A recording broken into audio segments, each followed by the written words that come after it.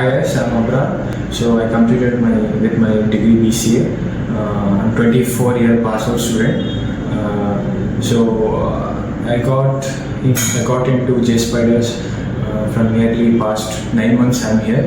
So yeah, faculties, Salman sir, he took me Python, and Ramakrishna sir, he taught me skill, and Pooja ma'am with the technologies. All the faculties are really good, and they motivate you whenever you feel low, like if you are not confident enough or something like that. So people will help you, motivate you, especially all the faculties, HRs. They are really good and they support you.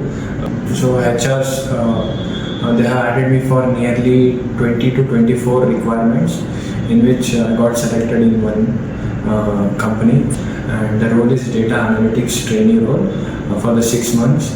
And then once I complete all the certifications, they will convert me into a full-time employee.